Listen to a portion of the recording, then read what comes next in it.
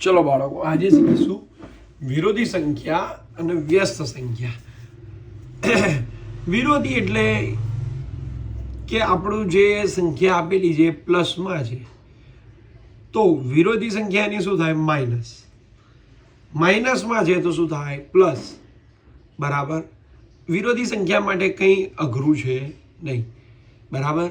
જો અહીંયા 2/3 એની વિરોધી સંખ્યા શું થાય? તો કે માઇનસ.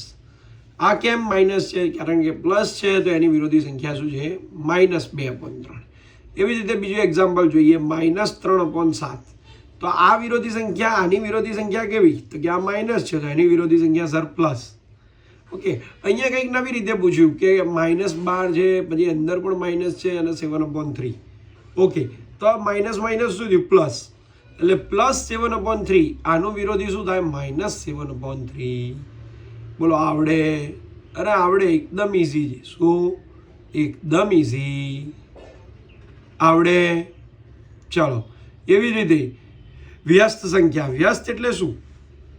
વ્યસ્ત એટલે જે સંખ્યાનો અંશમાં છે અને અંશ અપોન છેદમાં છે, એટલે કે છેદ અંશ બની જાય, અંશ શું થઈ જાય? છેદ બની.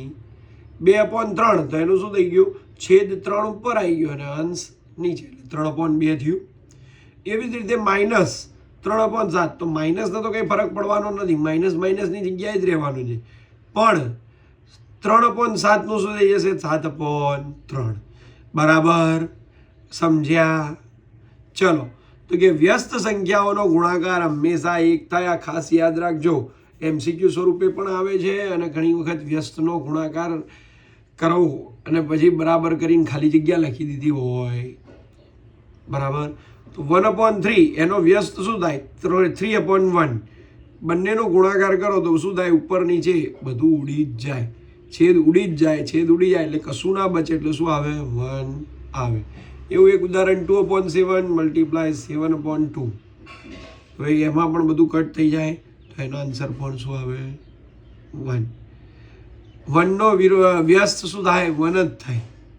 અને -1નો વ્યસ્ત શું થાય? -1 જ થાય. આ યાદ રાખજો. બરાબર. 0નો વ્યસ્ત કરવા જઈએ તો અવ્યાખ્યાયિત પદ થઈ જાય, આવું મગજમાં ખબર હોવી જોઈએ. બરાબર. ચલો, અપૂર્ણાંક સંખ્યાના ગુણાકાર. હવે ગુણાકારમાં અહીંયા આપણે સરવાળા ને બાદબાકીમાં એવું પડ્યા હતા કે છેદ સરખા હોવા જોઈએ. ગુણાકાર ભાગાકારમાં એવું કંઈ છે નહીં. તો ગુણાકારમાં છેદ સરખા હોવા જોઈએ કે ના હોવા જોઈએ એવી કઈ વાત છે? ગુણાકાર કોનો થશે? તો કે અંશ ગુણ્યા અંશ થાય ને છેદ ગુણ્યા છેદ થાય. શું થાય? અંશ અંશનો ગુણાકાર થાય ને છેદ છેદનો ગુણાકાર થાય. જો કંઈ છેદ ઉપર નીચે ઉડતા હોય તો ઉડાડવાના. બરાબર. ચલો, અહીંયા એક ઉદાહરણ આપી, 2/3 × 7/5. તો ચલો, મેં શું કીધું? અંશ અંશનો ગુણાકાર થશે ને છેદ છેદનો ગુણાકાર થશે, કારણ અહીંયા કંઈ ઉડતું દેખાતું નથી. તો ચલો, 2 × 7 અને 3 × 5. 2 × 7 = 14, 3 × 5 = 15. તો 14/15. ચલો, બાજુમાં આવી જાઓ. બીજો ક્વેશ્ચન, તો કે 2/3 × 7.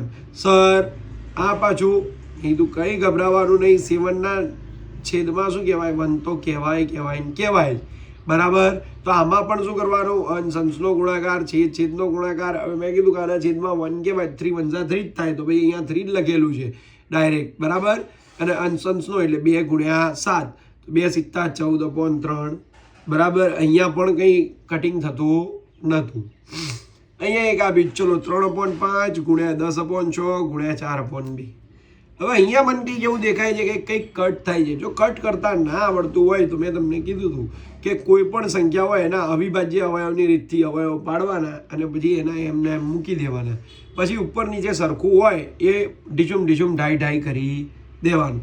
ચલો, 3ના કોઈ અવયવ ના પડે એટલે 3 એમના એમ છે.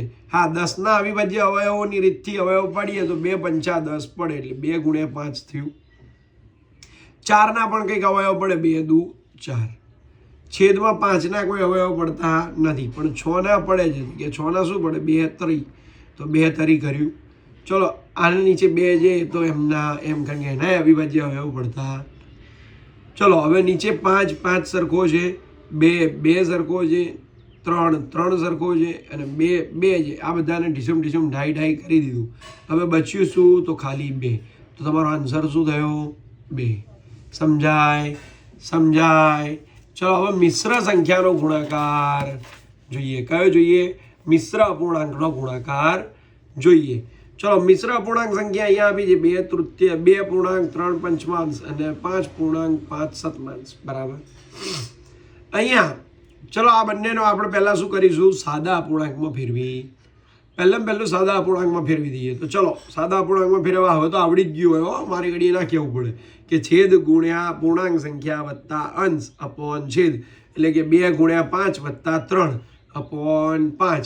એવી રીતે જ ગુણ્યા 5 ગુણ્યા 7 વત્તા 5 અપોન 7. એટલે ચલો 2 પંચા 10, અહીંયા 10 પ્લસ 3 અપોન 5. અહીંયા શું થશે? 5 સિત્તા 35, 35 પ્લસ 5 અપોન 7. એટલે 10 ને 3 13, 13 અપોન 5 અને 35 ને 5 40, 40 અપોન 7. ચલો તો અહીંયા કંઈ છેદ ઉડે છે એવું લાગે છે? હા કે છેદ ઉડે એવું લાગે છે. તો મેં શું કર્યું? એમને અવિભાજ્ય અવયવની રીતથી અવયવ પાડ્યા. ચલો 13 અવિભાજ્ય સંખ્યા છે એટલે એનું કશું થશે 40 તો 40 અવિભાજ્ય અવયવ પાડીએ અવયવની રીતથી. તો કે 5 8 40. આ તો મેં ડાયરેક્ટ લખ્યું છે. બાકી એના અવિભાજ્ય અવયવની રીતથી અવયવ કંઈક આવવા પડે. 2 2 4 2 8 5 40. બરાબર. અને 5 5 કટ થઈ જાય આમ. એટલે એનો આન્સર શું આવે? તો કે 13 × 8 અપોન 7. ચલો તો કે 13 × 8 એટલે કેટલા થાય? તો કે 104 અપોન 7. હવે આપણી અહીંયા મિશ્ર અપૂર્ણાંકમાં તો જવાબ મિશ્ર અપૂર્ણાંકમાં લખવો છે.